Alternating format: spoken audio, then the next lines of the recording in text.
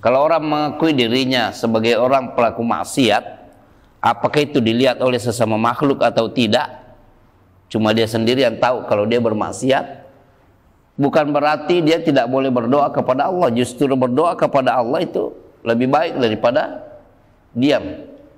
Minta kepada Allah agar dibebaskan dari kebiasaan maksiat tersebut.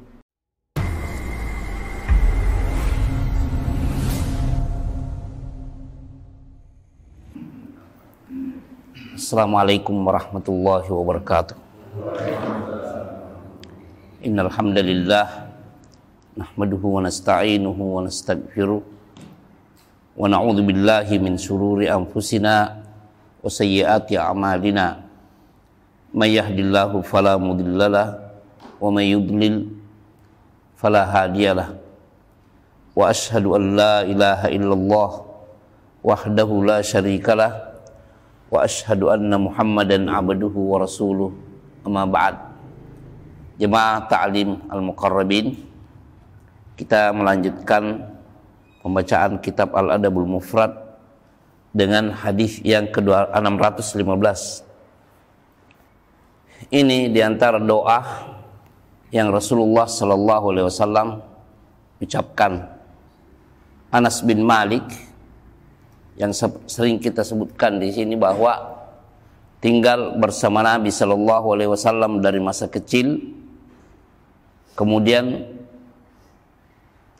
sampai beliau Shallallahu Alaihi Wasallam meninggal itu terhitung lebih 10 tahun tinggal bersama Nabi Shallallahu Alaihi Wasallam. Dia katakan bahwa karena Rasulullah Shallallahu Alaihi Wasallam adalah Rasulullah sallallahu alaihi wasallam yata'awwadhu, memohon perlindungan kepada Allah. Yaqul, beliau membaca atau beliau berdoa, Allahumma, ya Allah, inni, sesungguhnya aku, a'udzubika, aku memohon perlindungan kepadamu, minal kasali, terhadap sifat malas. Apa yang dimaksud dengan al-kasal, malas di sini? Ya, di sini disebutkan wa tarku syai'i ma'al qudrati 'alal akhdhi fi amalihi. Meninggalkan sesuatu yang pada dasarnya bisa dilakukan. Nah, ini ketidakbaikan juga, Pak, ya. Sifat malas ini. Apalagi kalau yang dimaksudkan di sini bisa dilakukan tapi ditinggalkan adalah sesuatu yang sifatnya wajib, baik itu dalam ibadah maupun dalam hal kehidupan seperti apa? Keharusan mencari nafkah. Ada kan tipe-tipe manusia bermalas-malasan, memiliki tanggungan keluarga, istri dan anak, tapi dilalaikan karena bermalas-malasan, tidak mau bekerja. Akhirnya yang bekerja istrinya, akhirnya yang terlantar anaknya. Ada seperti itu.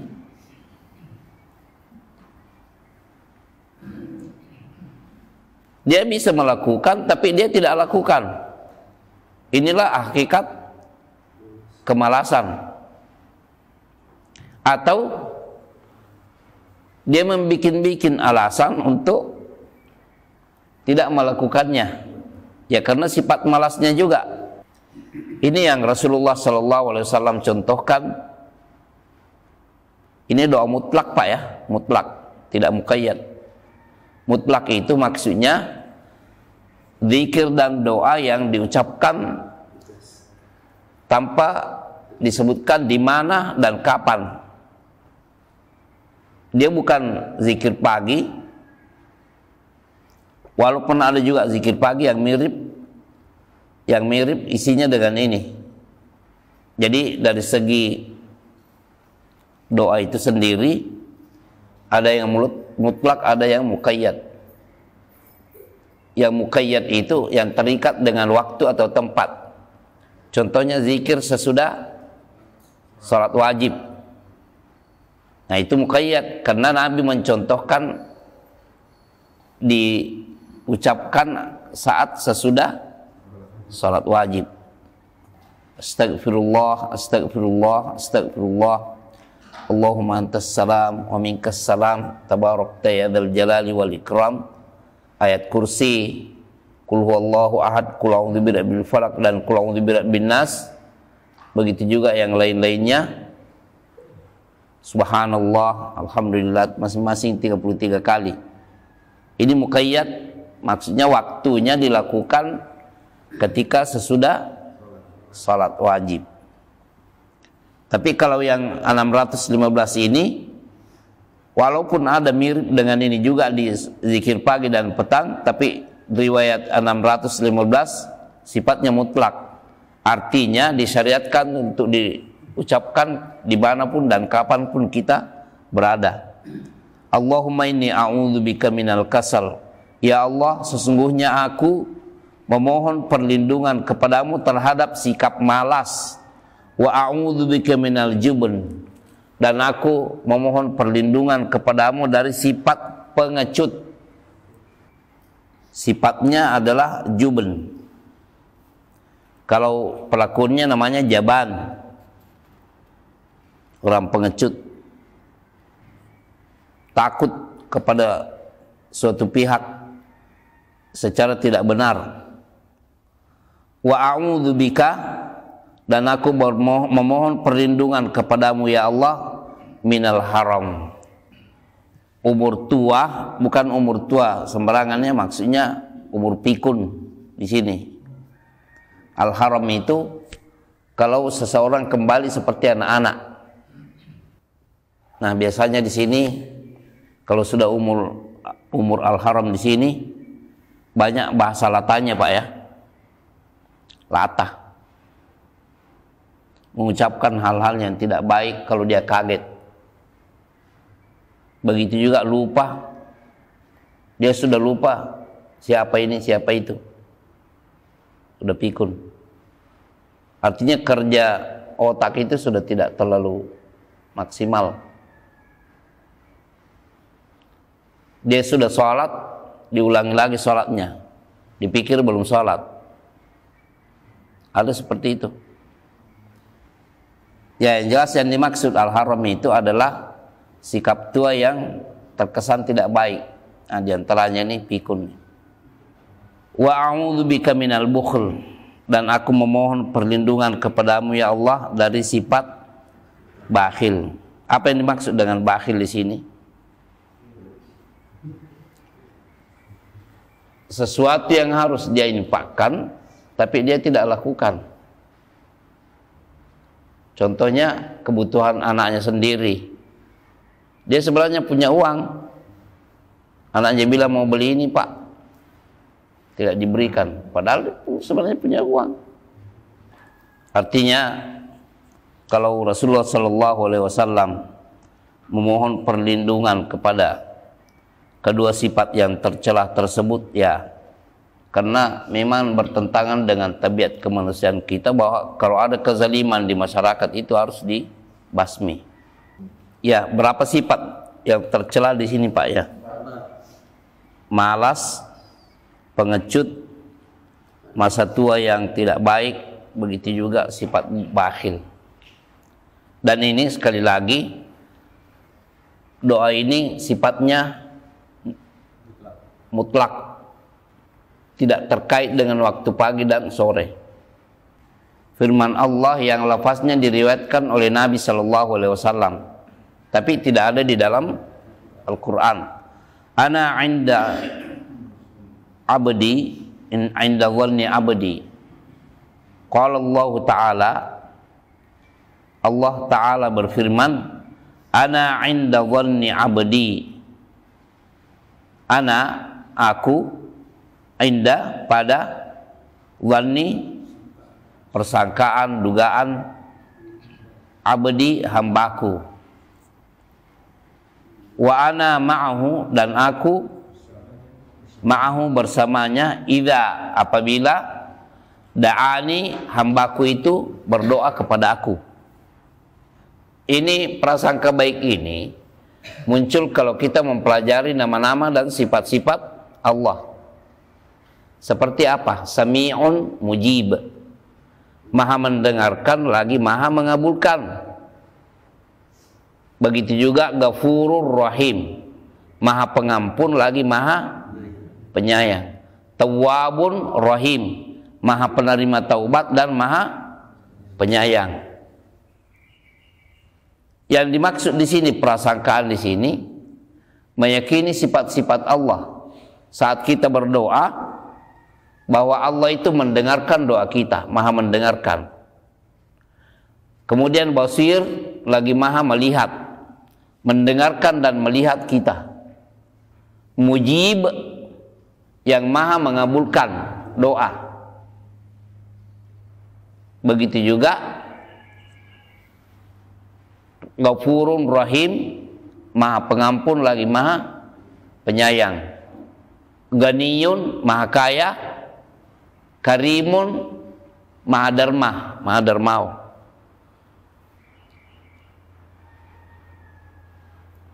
Nama-nama dan sifat-sifat Allah ini kalau kita dalami, kita pelajari, bermanfaat dengan hadis ini kalau kita amalkan. Bahwa kalau kita meminta sesuatu kepada Allah, kita yakini bahwa Allah itu maha mengabulkan, maha mendengarkan, lagi maha melihat. Ana 'inda dhanni 'abdi. Aku di sisi atau ada di prasangka dugaan hambaku. Kalau hambaku meyakini, bisa diartikan di sini ya, keyakinan. Aku ada pada keyakinan hambaku. Kalau kita meyakini bahwa Allah maha mengabulkan, ya yakini bahwa doa kita ini dikabulkan oleh Allah. Allah maha berkuasa, berkuasa untuk melakukan apa yang kita minta. As-Samad, tempat semua makhluk meminta kepadanya. As-Samad. Nama-nama dan sifat-sifat Allah kita ingat pada saat berdoa. Ada ini hadis yang disahihkan oleh para ulama yang isinya begini. Seseorang dikabulkan doanya, yang dia minta ini bukan perbuatan dosa dan bukan memutuskan silaturahim. Karena ada kan orang berdoa macam-macam. Dan ini syarat doa yang ulama sebutkan. Iya, ulama ketika membahas masalah syarat-syarat berdoa itu ada menyebutkan hadis tersebut, bahwa yang diminta itu adalah sesuatu yang baik. Tapi terkadang suatu ketidakbaikan itu dikabulkan juga kalau yang berdoa itu adalah orang tua, seperti yang dilakukan oleh Ibu Juraij ya, yang mendoakan agar anaknya itu difitnah di depan wanita pelacur, dan terjadi. Bukan hanya itu, diperlakukan secara tidak wajar oleh pasukan raja. Tempat ibadahnya diruntuhkan, kedua tangannya diikat ke lehernya, lalu diarak keliling, dipermalukan di masyarakat. Ya, jadi ma'iyah, bersama, seperti innallaha ma'as sabirin. Apa artinya Pak? Nah, lihat ya, kan sifat-sifat Allah itu tidak mirip dengan sifat makhluk ya. Kalau kebersamaan antara makhluk dengan makhluk jelas secara fisik ya. Tetapi sifat kebersamaan ini, kalau itu sifat Allah, tidak boleh kita yakini dan samakan atau kaifiatkan ini, sebutkan caranya seperti yang terjadi antara makhluk dengan makhluk. Si A dan si B berjalan bersama menuju ke sekolah. Kan jelaskan kebersamaannya, antara makhluk dengan makhluk. Tetapi antara Al-Khaliq dengan makhluknya, innallaha ma'as sabirin, sesungguhnya Allah bersama dengan orang-orang yang bersabar. Atau dalam hadis qudsi tadi, wa ana ma'ahu, dan aku bersamanya. Kebersamaan ini tidak boleh kita takwilkan atau kita tafsirkan atau kita kaifiyatkan atau kita samakan dengan kebersamaan antara makhluk dengan makhluk. Tidak boleh. Kebersamaan dengan Allah Subhanahu wa taala lari kepada sifatnya juga, bahwa Allah senantiasa mengawasi. Itu secara umum semua makhluknya. Tetapi ma'iyah secara khusus itu adalah ta'yid, penguat, wan nasra, wan nasr, dan pertolongan. Itu pelariannya.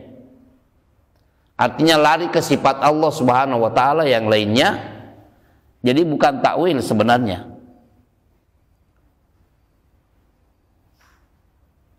Jadi kebersamaan Allah dengan orang-orang yang beriman, orang yang bersabar, dan yang disebutkan di dalam hadis ini bahwa wa ana ma'ahu idza da'ani, aku bersamanya saat dia berdoa kepada aku.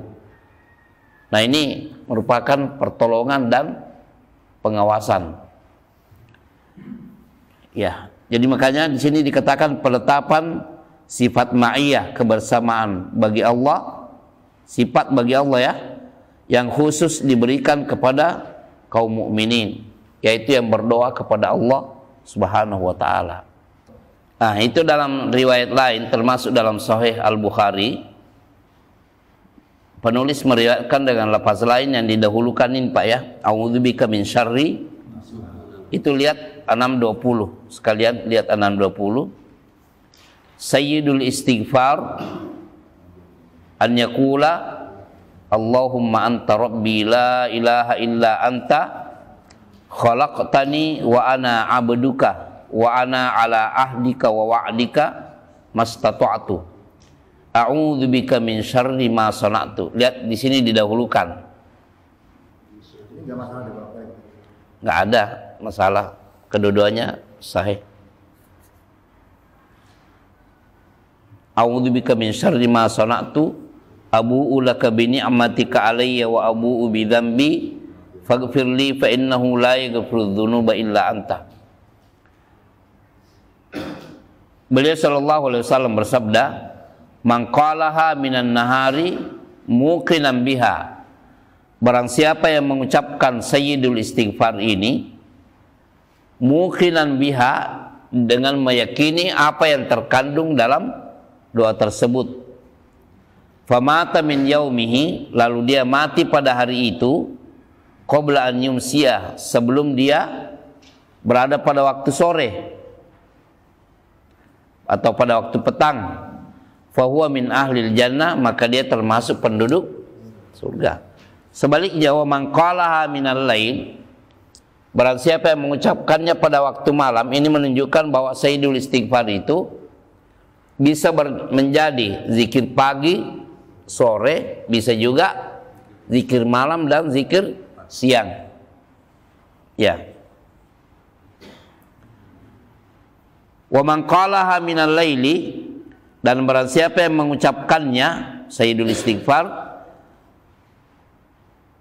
pada waktu malam, wa huwa muqinun biha, dia yakini apa yang terkandung di dalam zikir tersebut, famata qabla an yusbiha, lalu dia meninggal sebelum berada pada waktu pagi, fahuwa min ahlil jannah, maka dia termasuk ahlul jannah, penduduk surga.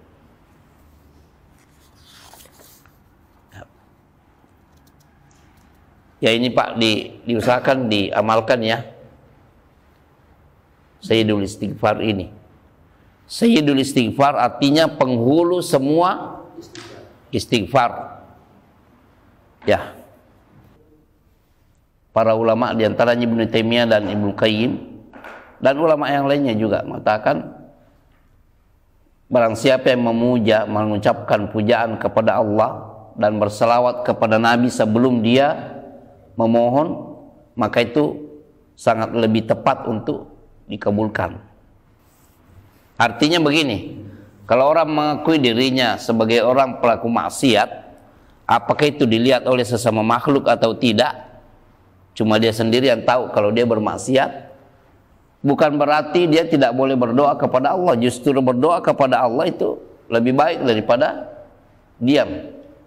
Minta kepada Allah agar dibebaskan dari kebiasaan maksiat tersebut, dibantu oleh Allah untuk tidak melakukan maksiat. Ya, usahakan diamalkan Pak ya, yang 620 itu. Ya. Setiap pagi dan sore atau setiap siang dan malam. Di dalam Sahih Bukhari juga diriwayatkan 2 kali ya, Sayyidul Istighfar ini. Ada yang menjadi pagi sore, ada juga siang malam. Seperti di Al-Adabul Mufrad ini. Wa subhanakallahumma bihamdika asyhadu an la ilaha illa anta astaghfiruka wa atubu ilaik. Assalamualaikum warahmatullahi wabarakatuh.